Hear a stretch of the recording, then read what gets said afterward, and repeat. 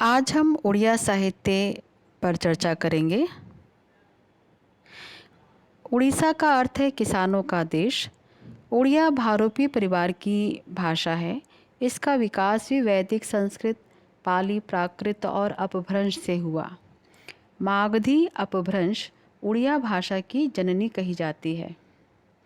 उड़िया कवि संस्कृत के विद्वान व प्रख्यात ग्रंथकार थे, जिनमें गीत गोविंद के रचयिता जयदेव, आर्या सप्तशती के रचयिता गोवर्धन, अनर्घ राघव के रचयिता मुरारी मिश्र, साहित्य दर्पण के रचयिता विश्वनाथ जी का नाम लिया जा सकता है। उड़िया का प्राचीनतम रूप 84 सिद्धों के पदों में मिलता है। इसके आधार पर इस साहित्य का उद्भव 7वीं शताब्दी के मध्य भाग से माना जा सकता है। उड़िया साहित्य को 4 कालों में विभाजित किया जाता है: आदिकाल या प्राक सारला युग, पूर्व मध्यकाल, उत्तर मध्यकाल और आधुनिक काल। पूर्व मध्यकाल को सारला युग और पंचसखा युग के नाम से भी जाना जाता है। आदिकालीन उड़िया साहित्य, जिसका समय 7वीं शताब्दी से माना जाता है, को 4 वर्गों में रखा जा सकता है: सिद्ध साहित्य, नाथ साहित्य, चौतीसा साहित्य और लोक साहित्य।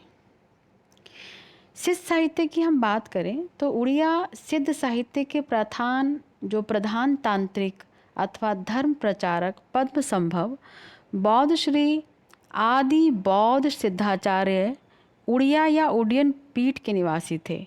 उड़ियन की भौगोलिक स्थिति तत्कालीन तांत्रिक बौद्धों के पीठ सिद्धाचार्यों के जन्म स्थान एवं बौद्ध गानों दोहा की भाषा और लिपि के आधार पर सिद्ध साहित्य को उड़िया भाषा और साहित्य का प्राचीनतम रूप माना जाता है। सिद्ध साहित्य मुख्यतः आध्यात्मिक साहित्य है। सिद्धों ने ही रहस्यवादी परंपरा को जन्म दिया, जिसका विकसित रूप बाद के पंचसखा साहित्य में मिलता है। सिद्ध साहित्य के बाद उड़ीसा में नाथ धर्म और साहित्य का विकास हुआ। वस्तुतः उड़ीसा नाथ धर्म और दर्शन के आदि विकास भूमि है। नाथ साहित्य की प्रवृत्ति पूर्णतः धार्मिक रही। धर्म उपदेश के माध्यम से समाज सुधार ही इनका लक्ष्य रहा है। कई सदियों से नाथ योगी उड़ीसा के गांव के नीति उपदेशक रहे हैं। ये योगी वाद्य यंत्र हाथ में लिए हुए नीति और आध्यात्मिक गीत गा गाकर भिक्षा मांगते थे। शिशुवेद नाथ धर्म में प्रतिष्ठित शून्य दर्शन का एक आदि ग्रंथ माना जाता है। इसके अतिरिक्त सप्तांग योग और अष्टांग योग गुह्य तंत्र ग्रंथ है। सप्तांग योग धारण में गोरखनाथ के भजन संग्रहित हैं। अमर कोश गीता के भजनों में गोरखनाथ तथा कई सिद्धाचार्यों के नाम मिलते हैं। सिद्ध और नाथ साहित्य अपभ्रंश मिश्रित साहित्य माना जाता है, किंतु चौतीसा साहित्य शुद्ध उड़िया साहित्य माना जाता है। प्राचीन भाषा और साहित्य में इसका अत्यंत महत्वपूर्ण स्थान है। चौतीसा क से क्ष तक 34 वर्णों के क्रम में लिखी जाती है। कई कवियों ने ओलट चौतीसा की भी रचना की है, जिसके वर्ण क्रम क्ष से क तक उल्टी दिशा में चलते हैं। चौतीसा में सबसे प्राचीन है वाछादास विरचित कलसा चौतीसा, जिसकी विषय वस्तु शिव पार्वती परिणय है। मार्कंडे दास की कोयली चौतीसा या केशव कोयली भी अत्यंत प्राचीन रचना है। ये चौतीसाएँ बहुत लोकप्रिय हुई। आदिकालीन उड़िया साहित्य में लोक साहित्य की भी बात की जाती है। ये लोक साहित्य वास्तव में मौखिक साहित्य है, जिसके अंतर्गत बाल गीत, नारियों के बीच झगड़ेली, उलगुणा या उलाहना, झामुनाट गीत, डाक वचन, खना वचन, ज्योतिष वचन, मंत्र तंत्र आदि की बात की जा सकती है। विविध उत्सव, त्योहार और विशेष अवसरों पर गाए जाने वाले इन गीतों के रचयिता आमजन होते थे। आदिकाल के बाद पूर्व मध्यकालीन उड़िया साहित्य को 2 भागों में बांटकर देखा जाता है: सारला साहित्य, जिसका समय 15वीं शताब्दी है, और दूसरा है पंचसखा साहित्य, जिसका समय 16वीं शताब्दी से 17वीं शताब्दी के मध्य भाग तक माना जाता है। सारला दास के नाम पर सारला युग के नाम से जाने जाने वाले इस युग में सारला दास अपने युग के प्रतिनिधि कवि थे। उन्होंने महाभारत, विलंका रामायण, चंडी पुराण, लक्ष्मी नारायण वचनिका आदि ग्रंथ लिखे हैं। उनका महाभारत प्राचीन उड़िया साहित्य का सर्वश्रेष्ठ ग्रंथ है। उन्होंने अपने ग्रंथ में उड़िया की संस्कृति, रीति रिवाज, वहाँ का परिवेश व संस्कृति का बारीक चित्रण किया है। शारला दास के बाद पंचसखा युग की बात की जाती है। पंचसखा युग को 16वीं शताब्दी से देखा जाता है। इस युग में 5 कवि बलराम दास, जगन्नाथ दास, अच्युतानंद दास, यशवंत दास और अनंत दास, ये 5 कवि पंचसखा कवि के रूप में जाने जाते हैं। इनके आविर्भाव के समय तक वैष्णव धर्म के विभिन्न मतवाद उड़ीसा में पहुंच चुके थे, पर पंचसखा कवियों ने विशेष मतवाद में दीक्षित न होकर सबको उड़ीसा के पारंपरिक धर्म में समन्वित कर लिया था। पंचसखा में बलराम दास सबसे श्रेष्ठ थे। जगमोहन रामायण या दंडी रामायण उनकी श्रेष्ठ कृति है। बलराम दास से दीक्षित जगन्नाथ दास ने उड़िया साहित्य को समृद्ध करने में अपना महत्वपूर्ण योगदान दिया। उनके अलौकिक गुणों पर मुग्ध होकर चैतन्य ने उन्हें अति बड़ी उपाधि प्रदान की। उनके रचित ग्रंथों में भागवत श्रेष्ठ ग्रंथ है। इसी ग्रंथ में जगन्नाथ जी के मंदिर में संस्कृत के स्थान पर उड़िया में पुराण पाठ की नींव डाली थी। कहा जाता है इसी ग्रंथ के पठन पाठन के लिए उड़ीसा में साक्षरता की वृद्धि हुई। अच्युतानंद दास के महत्वपूर्ण कृतियों में हरिवंश, शून्य संहिता, गुरु भक्ति गीता, पद्मकल्प, टीका, अष्टगुज्जरी, द्वितीय बोध, चौतीसा उल्लेखनीय है। हरिवंश के ग्रंथों में उड़िया समाज के सजीव चित्र देखे जा सकते हैं। पंचसखाओं में चौथे कवि यशवंत दास श्री चैतन्य से दीक्षित थे। उनके द्वारा रचित ग्रंथों में शिव स्वरोदय, प्रेम भक्ति, ब्रह्मगीत, गीता, गोविंद चंद्र तथा मालिकाएं प्रधान हैं। उनके गीत लोकप्रिय भजनों के रूप में प्रचारित हुए। 5वें कवि अनंत दास ने कई भजन और चौतीसाओं की रचना की है। इन कवियों ने प्रेम, माधुरी और सुंदरता को कृष्ण लीला के वर्णन में महत्वपूर्ण स्थान दिया है। जगन्नाथ ने इन तीनों के सम्मिलित रूप को प्रेमदा भक्ति कहा है, जिसमें भक्ति का योग के माध्यम से गोपी बनना पड़ता है। उड़िया जातीय जीवन को समुन्नत करना ही पंचसखा कवियों का लक्ष्य रहा है। मानव कल्याण और समाज सुधार की प्रवृत्ति इनमें पाई जाती है। तत्कालीन समाज में फैली कुरीतियाँ, छुआछूत, जाति भेद आदि का विरोध इन कवियों ने अपनी रचनाओं के माध्यम से किया। बलराम दास का लक्ष्मी पुराण जाति प्रथा के विरुद्ध एक अमोघ शास्त्र माना जाता है, जिसमें चांडाल और ब्राह्मण को एक समान दिखाने की कोशिश की है।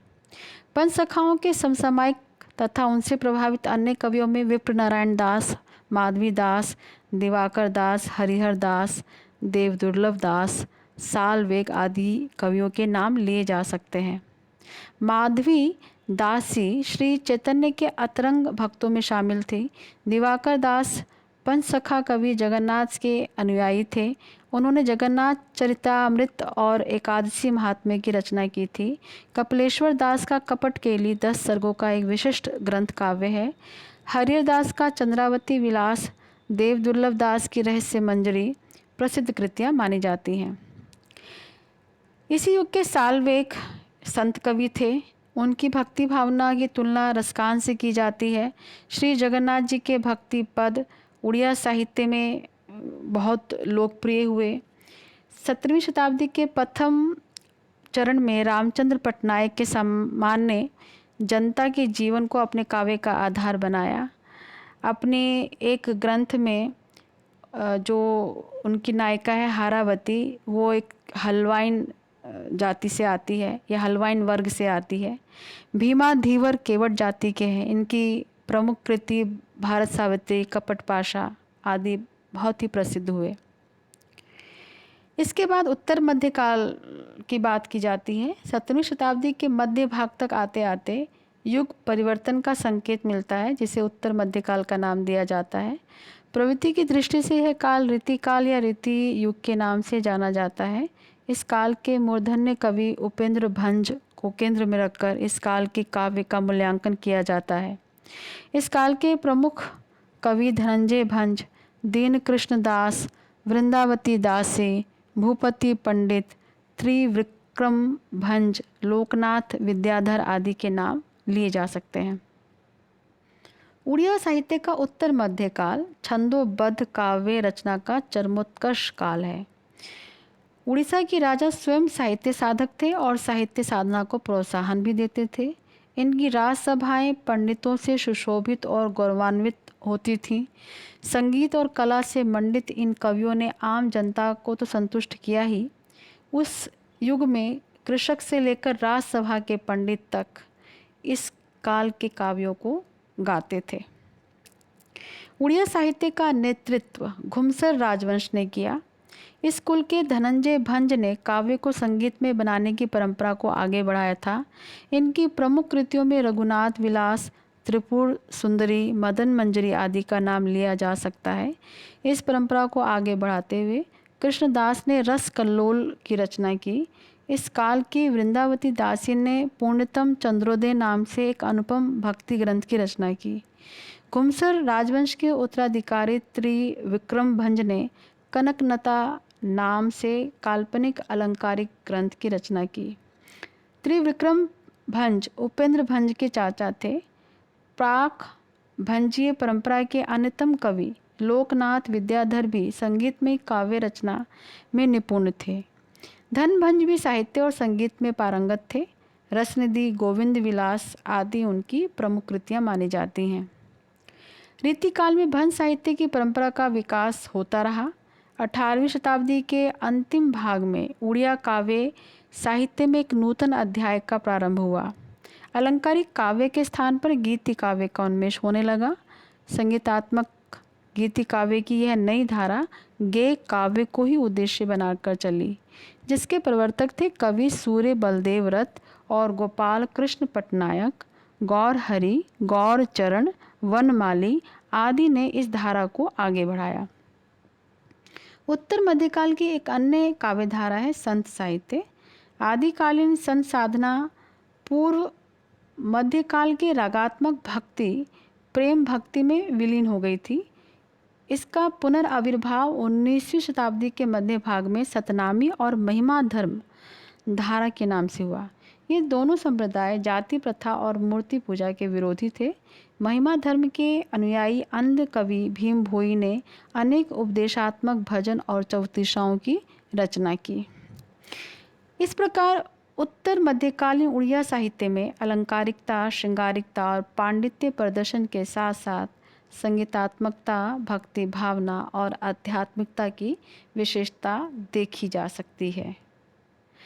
अंत में कहा जा सकता है कि अन्य भारतीय भाषाओं की भांति उड़िया साहित्य भी समृद्ध व संपन्न साहित्य दिखाई देता है।